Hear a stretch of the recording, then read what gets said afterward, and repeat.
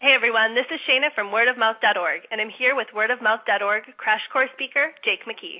Jake, can you tell us a little bit about the class you'll be teaching on May 10th?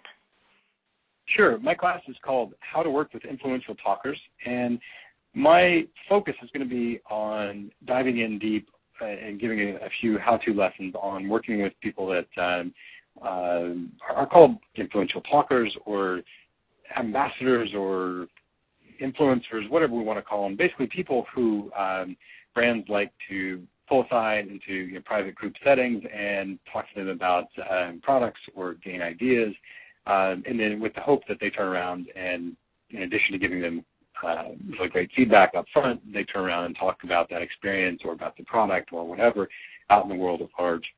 I think a lot of brands love the idea of these small groups because they're a little easier to manage, but often miss the real value of pulling those groups together, or even the value of the process by which they go about getting those folks involved with themselves and with the brand.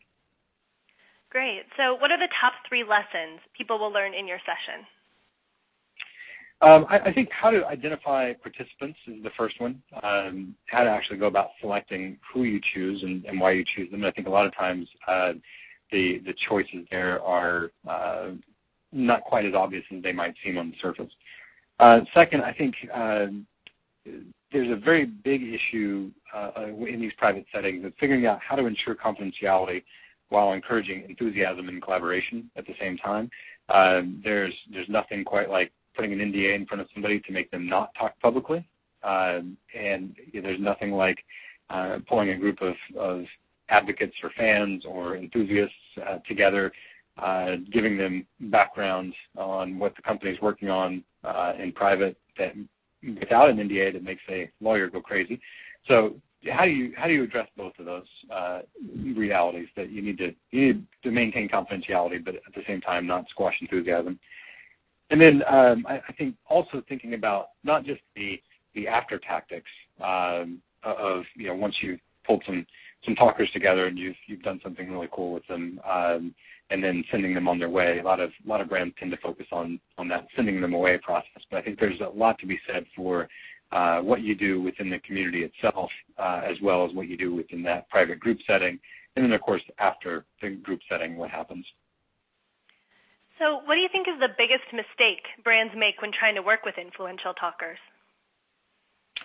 I would say the biggest mistake is probably underthinking the value of the group setting itself and overthinking the output.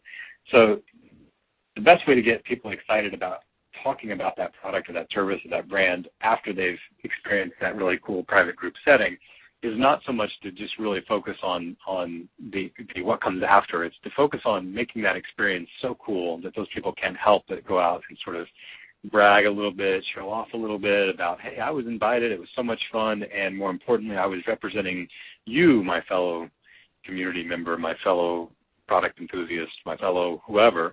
I was representing you, and I did a really great job of it, and let me tell you why that was the case. Because 2 things happen there. One is you get the benefit of having people actually go talk about you after the fact.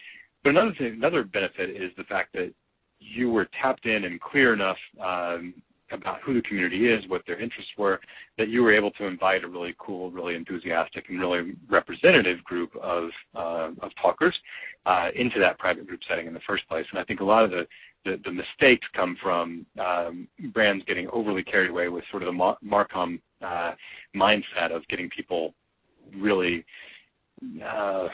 dialed up to go out into the world and talk before they really think about why are we even giving them something to talk about in the first place? Why are we making this a very cool and very fun experience that they're not talking about us because they got something special. They're talking about us because it was such an incredible experience. They can't help but share that experience. Very much like any other aspect of word of mouth. Yeah, definitely. So what is your favorite word of mouth story of all time? I would have to say my all-time word of mouth story, and maybe kind of an odd answer to your question, but it was the iPhone 1 launch. To this day, that's one of my favorite gadget stories for a for a gadget guy who buys a lot of gadgets early on, it was probably the only one that every walk of life that I ran into asked me about that device, and it was the first time that somebody didn't say, "Oh, that's cool. I have some questions for you about that," whatever it was, even the iPod. There was enough of an understanding about what portable music players were that, the iPod was cool, and people went, "Oh, that's neat." But usually there were people I knew. When I got the first iPhone, I got it on day one, and for 6 months, 12 months after that, I swear everywhere I went, somebody stopped me and asked me, whether it was in the airport or at a restaurant or, at a car wash, whatever it was, somebody was stopping me and saying, "Oh my God, that is so cool. I want to look at it. I want to touch it. I want to ask you about it. I want to have you show me how to use it." I remember some of my cousins being afraid to even touch it because they were afraid they might break it, and they wanted to know all about it. And when they were holding it, it was this magical experience for them. But it was really one of those product launches that was truly unique because it did prompt so many people to come up and ask me about what this thing was. And a lot of people talk about Apple and the design and paying extra for the design, but that really paid off not just for me as somebody who bought this thing and waited in line, and it was sort of the payoff to spending that annoying time in line to get this thing on day one and be able to sort of proudly be able to show it off. It was also a huge benefit to Apple.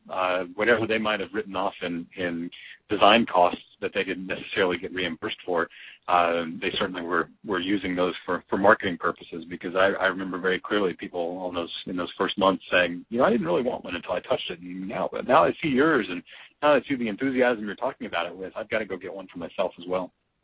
You became an influential talker. Absolutely, whether I wanted to or not. Right. Well, that's all the time we have right now, but you can come to the wordofmouth.org crash course in Austin on May 10th to hear more from Jake McKee. And for one day of love, happiness, and word of mouth, go to wordofmouth.org/crash course to register.